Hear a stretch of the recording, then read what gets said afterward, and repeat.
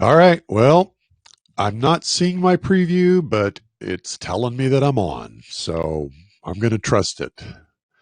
Good afternoon. It's time for the afternoon update. I'm Jack Heald, the dad you wish you had.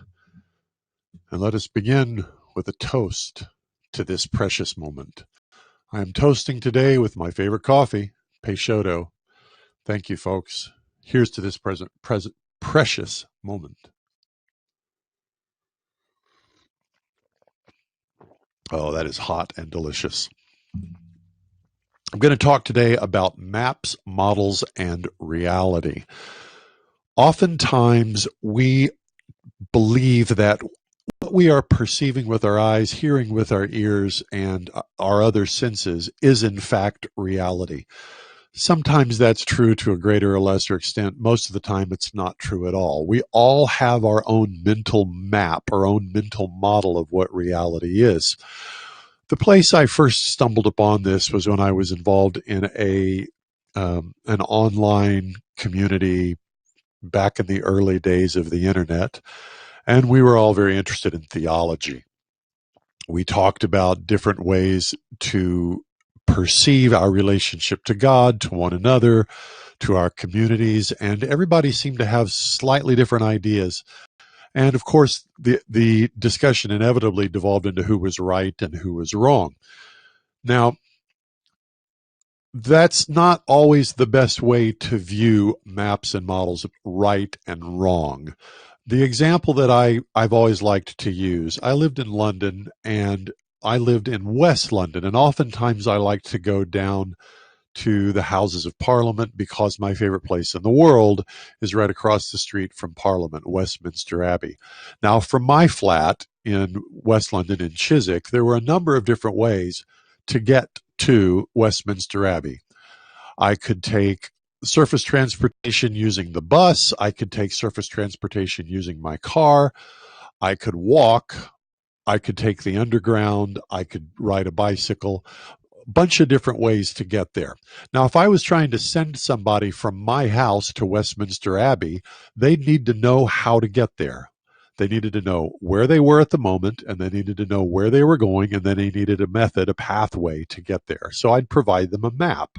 If they had a car and wanted to drive, I'd say, well, here's the map to get you from where we are right now to Westminster Abbey. But if they wanted to do a combination of walking, public transportation, take the underground, I'd actually give them a different map. Now, if we got into argument about which one was right or wrong, that was a stupid argument because both were right. Both would get you from where you were right now to where you wanted to be, Westminster Abbey. There wasn't a right or wrong. There were just different ways of getting there. If you wanted to get from where I was to Westminster Abbey, though, and I gave you a map that would take you to St. Paul's, well, that was just, there was a right and a wrong. If the map or your model of reality doesn't get you from where you are to where you want to go, then and only then can you say it's wrong. But if the map that I use gets me to where I want to go and the map you use gets you to where you want to go, there's not a right or a wrong there. There's just different maps, different models of reality. My favorite way to get from my flat to Westminster Abbey was to take the underground. I lived just right off the district line, so I could walk out my front door, turn right down to the end of the street, turn left and walk 2.5 blocks down an alley. The underground entrance was right around the corner from that. I would buy my ticket, jump on the district line heading east, and get off at the Westminster stop. And I was just right there. I was very close to Westminster Abbey. I could then come up out of the underground, walk across the street, and in front of Westminster Abbey. However, if I wanted to take somebody and they didn't want to do the underground, they wanted to go in a car, I'd walk out my front door, turn left, go find my car parked somewhere on the street, get in the car, turn around, and drive south until I hit the A4. Then I'd take the A4 into town, and I can't remember the streets I'd have to pick up. Eventually, I'd end up down around the Horse Guards and Nelson Trafalgar Square and wander and find my way down to Westminster Abbey. I was much better at getting to Westminster Abbey via the Underground than I was getting there via car.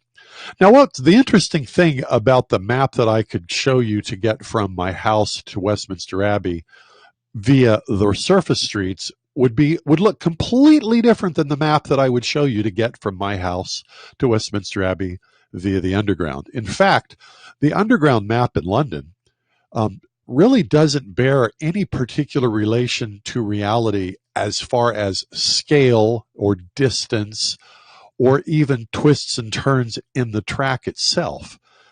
Really, the only thing that the Underground map will show you with any degree of reality is the various stops on the Underground and their relationship to one another. The Underground, if you superimposed it over a map of the streets of London, wouldn't make any sense at all. In fact, it wouldn't overlay well at all. You wouldn't be able to see the Westminster Abbey stop and my Turnham Green stop would not coincide on the Underground map and the street map. They wouldn't lay over each other.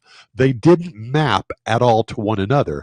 And yet that map would get me from where I was to where I wanted to go if I took it. All right. Let's turn that around to everyday life. Many of us have been given maps or models of reality that attempt to guide us to where we want to go. And we can oftentimes get into arguments with one another about whether or not our map or your map is right or wrong. That's not the right argument, whether it's right or wrong. The question is, does it get you to where you want to go? I want to just give a couple of examples about mental maps, mental models that we've all been handed over the years, that you've undoubtedly been handed, and talk about whether or not it gets you to where you want to go. Here's a mental map or a model of reality that we've been handed. The relationship between men and women and what it means to be masculine or feminine. Currently, there's a map, a model of reality that's floating around the ether, that's in the cultural atmosphere, that says that gender is a social construct. Men and women are essentially interchangeable, and the only difference between men and women is something that's been made up by the culture that we live in. Is that a good model or a bad model? Is that the right model or the wrong model? Well, it depends on where you want to go. If where you want to go is you want to create a workforce that perfectly matches the gender distribution of the general population, then that's probably a pretty good map. But if you're trying to have a functional intersexual relationship with a member of the opposite sex, that's a terrible map. It will not get you where you want to go. Here's a better map. Masculinity and femininity are real things. They actually exist. They're very different. They're not made up. They're not imposed. They are part of our biology, and our biology has arisen from literally millions of years of evolution. You can no more pretend to be the opposite gender than you can pretend to be a different species. It is not something you get to pick. So if you're wanting to be in a relationship, if you're a man wanting to be in a relationship with a woman, the model that says that gender is a social construct will not get you where you want to go. It just won't. It's not real. It's like me giving you a map to take you to Paris when all you're trying to do is get to Westminster Abbey. You won't make it. You won't get there.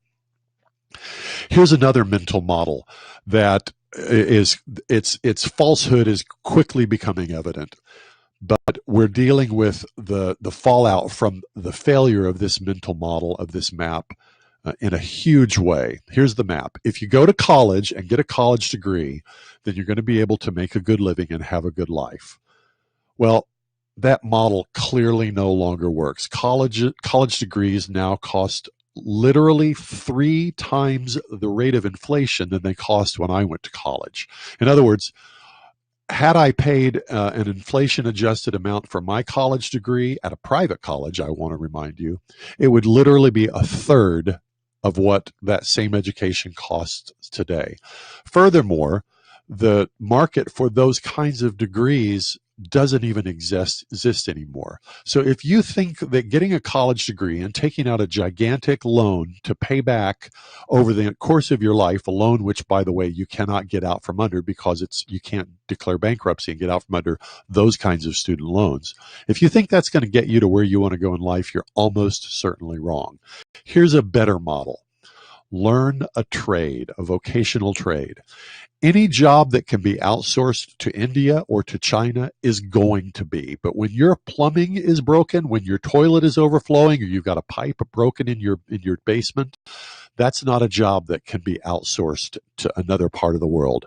You need a real warm body on site fixing it. So if you've got the skills to do that kind of work on site, fixing those problems, you're never, ever, ever going to be out of work. That's a mental model that will work today. Learn a skill, learn a trade. Don't bother with college. There's very few jobs that require a college degree. All right, I'd like to hear your thoughts about mental models, ones that work, ones that don't. Leave comments, subscribe to my channel. I'm Jack Heald, the dad you wish you had, and we'll talk to you soon.